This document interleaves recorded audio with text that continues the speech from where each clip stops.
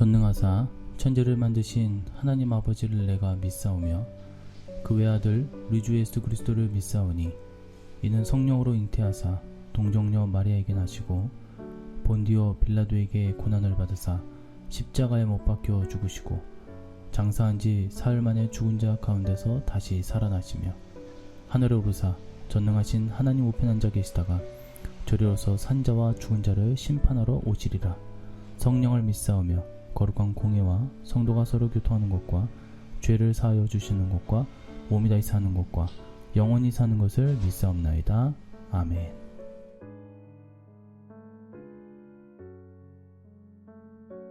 모든 눈물을 그 눈에서 닦아주시니 다시는 사망이 없고 애통하는 것이나 곡하는 것이나 아픈 것이 다시 있지 아니하리니 처음 것들이 다 지나갔음이로라. 아멘. 할렐루야. 오늘도 새 예루살렘의 축복 세 번째 예수님의 재림의 예언을 적용하여서 말씀을 나누어 보고자 합니다. 하나님께서는 이스라엘 민족을 바벨론에서 돌아오게 하신 후 고통이 없고 장수하게 해주셨습니다. 그때는 주위 국가의 침략도 없었고 질병도 어려움도 없었습니다. 농사도 잘 되었죠. 이렇게 하나님께서는 새 하늘과 새 땅 예언의 실제가 어떤 모습일지 역사 가운데 보여주었던 것입니다. 물론 그것은 완전한 실체가 아닙니다. 완전한 실체는 예수님 재림 이후에 임할 새 하늘과 새 땅이기 때문입니다. 그때의 축복과 비교하자면 이스라엘 민족이 역사 가운데 받은 축복은 그림자에 불과합니다. 1000분의 1, 만분의 1, 그 분량도 못됩니다. 그렇지만 그것이 추측이 아닌 새하늘과 새 땅의 축복이 눈앞에 펼쳐진 실제 역사라는 점만으로도 충분히 의미가 있습니다. 예수님 재림 이후에 임할 새하늘과 새 땅에서는 하나님의 백성들이 위로를 받습니다. 오늘 본문에서 모든 눈물에는 주님을 바라보며 신앙생활을 하다가 주님의 몸된 교회를 위해 일하다가 흘린 눈물도 회개의 눈물도 포함되어 있습니다. 새하늘과 새 땅에서는 그 모든 눈물이 없습니다. 그 다음에 새하늘과 새 땅이 없는 네 가지를 말씀하고 계시는데, 첫째는 사망이 없다 했습니다. 즉 죽음이 없는 것이죠. 사람은 누구나 다 정상적인 사람이라면 며칠만이라도 더 살 수 있다면 억만금을 줘도 아까워하지 않습니다. 그런데 새하늘과 새 땅에는 사망이 없다고 하니 얼마나 놀라운 축복입니까? 이 부분은 이사야서 65장의 예언과 정확히 일치합니다. 65장 20절 말씀입니다. 거기는 날수가 많지 못하여 죽는 어린이와 수완이 차지 못한 노인이 다시는 없을 것이라. 곧 100세에 죽는 자를 젊은이라 하겠고 100세가 못되어 죽는 자는 저주받은 자이리라. 새하늘과 새 땅의 장수한 축복을 말씀하십니다. 역사상 바벨론에서 귀환한 이스라엘이 이 말씀에서 예언된 것 같은 그 축복을 누렸고 예수님 재림 이후에 임할 새하늘과 새 땅에서도 성도가 동일한 축복을 누릴 것이라는 이야기입니다. 다만 천국에서는 다시는 사망이 없습니다. 이 말씀에서의 100세 축복이 천국에서는 100세를 산다는 게 아니라 영생 축복을 의미하는 것입니다. 새하늘과 새 땅에 없는 두 번째는 바로 애통입니다. 지금 우리가 사는 세상은 얼마나 애통할 일이 많습니까? 그러나 천국에서는 더 이상 애통하지 않아도 된다 했습니다. 세 번째는 곡하는 것입니다. 네 번째는 아픈 것입니다. 이런 것들이 새하늘과 새 땅에는 없습니다.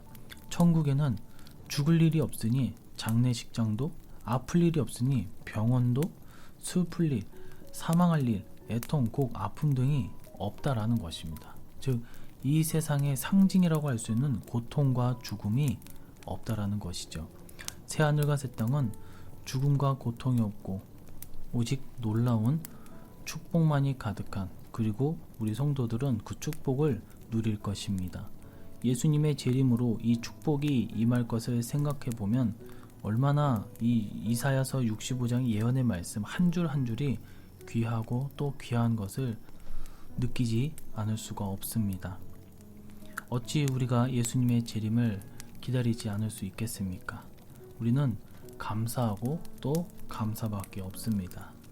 계시록 21장 22절입니다. 성 안에서 내가 성전을 보지 못하였으니 이는 주 하나님 곧 전능하신 이와 및 어린 양이 그 성전이심이라. 이스라엘 민족에게 가장 중요한 것은 성전입니다. 그들이 예루살렘을 그토록 사모하는 것도 거기 성전이 있기 때문입니다. 성전에는 하나님의 임재가 있습니다. 그래서 이스라엘 민족은 이방의 포로로 끌려가서도 예루살렘의 성전을 향해 기도하였습니다. 그들에게 포로 귀환의 가장 큰 의의가 무엇이었겠습니까? 한마디로 성전의 회복입니다. 잃어버렸던 성전의 회복은 잃어버렸던 하나님의 임재의 회복인 것입니다. 그러면 하나님께서 영광 받으시고 축복을 주시게 되는 것이죠. 다만 이스라엘 민족이 그토록 사모했던 성전은 실체가 아닙니다. 그림자일 뿐입니다. 실체는 무엇일까요? 이 물음에 대한 답변이 바로 좀 전에 읽은 계시록 21장 22절 말씀입니다. 새하늘과 새 땅에는 성전이 없습니다. 주 하나님 곧 전능하신 이와 및 어린 양이 그 성전이기 때문입니다. 성전의 실체는 하나님 자신이라는 이야기입니다. 구약은 그림자와 모형입니다. 하나님은 이스라엘 성전 등과 같은 것을 통해 사람의 언어로 표현할 길이 없는 실체를 보여주셨고 나타내셨습니다. 또한 예수님께서 재림하시면서 그 그림자의 역할은 끝이 나게 됩니다.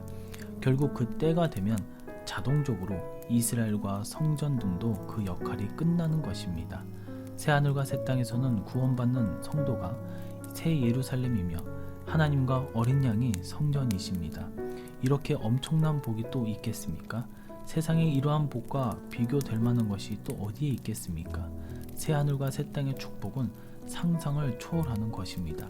이 세상의 육적이고 물질적인 복과는 비교 자체가 불가능한 것입니다. 우리는 그 축복을 사모해야 될 줄로 믿습니다. 이사야 65장의 새 하늘과 새 땅, 그 예언을 통해 예수님의 재림 이후에 성취될 일들을 우리는 예견해 봐야 됩니다. 새 하늘과 새 땅은 고통이 없다 했습니다. 장수하는 축복이 실현되는 곳입니다. 그것은 사모하는 자가 얻는 것입니다. 새 하늘과 새 땅의 축복을 사모하시기를 간절히 축원해 드립니다. 계시록 21장 7절 말씀입니다. 이기는 자는 이것들을 상속으로 받으리라. 나는 그의 하나님이 되고 그는 내 아들이 되리라. 성도의 축복에 대해 말씀하시는 부분입니다. 이긴다는 것은 믿음의 승리를 말합니다. 조금 더 구체적으로 말하면 마지막 대환란 때에 적그리스도 음녀와 싸워 이기는 것을 말합니다. 이기는 자는 상속을 받습니다. 그가 이미 하나님의 아들이 되었기 때문입니다. 아들은 아버지께로부터 상속을 받는다 했습니다. 하나님의 아들은 하나님께로부터 상속을 받는 것입니다. 로마서 8장 17절 말씀입니다. 자녀이면 또한 상속자 곧 하나님의 상속자요 그리스도와 함께 한 상속자니 우리가 그와 함께 영광을 받기 위하여 고난도 함께 받아야 할 것이니라. 갈라디아서 3장 29절 너희가 그리스도의 것이면 곧 아브라함의 자손이요 약속대로 유업을 이을 자니라. 갈라디아서 4장 7절 그러므로 내가 이후로는 종이 아니요 아들이니 아들이면 하나님으로 말미암아 유업을 받을 자니라. 디도서 3장 7절 우리로 그의 은혜를 힘입어 의롭다 하심을 얻어 영생의 소망을 따라 상속자가 되게 하려 하심이라. 우리가 하나님의 아들이 되었으니 만물이 다 우리의 것이다 했습니다. 만물의 소유주가 하나님이시기에 그분의 아들인 우리가 만물의 소유주인 것이나 다름없습니다. 새하늘과 새 땅의 축복은 이렇게 놀라운 것입니다. 그 축복의 목록에는 고통이 없고 장수한다는 것은 물론이거니와 만물이 포함되어 있습니다.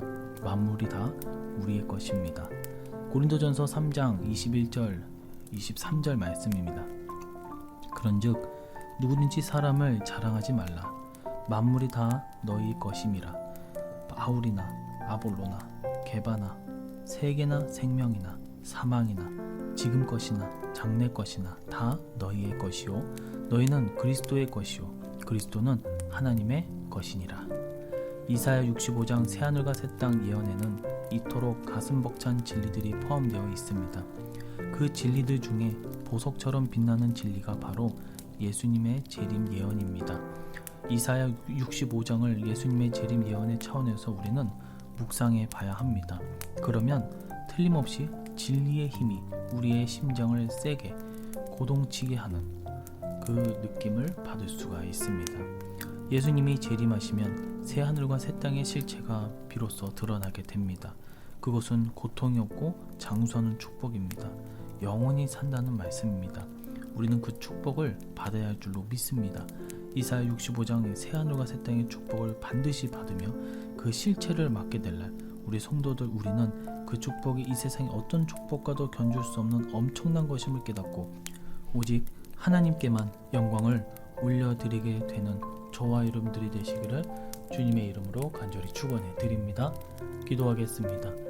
할렐루야. 하나님 아버지, 새 예루살렘의 축복, 예수님의 재림 이후 사람의 언어로는 표현할 수 없는 놀라운 축복이 기다리는 것을 오늘 말씀을 통해서 다시 한번 깨닫게 됩니다.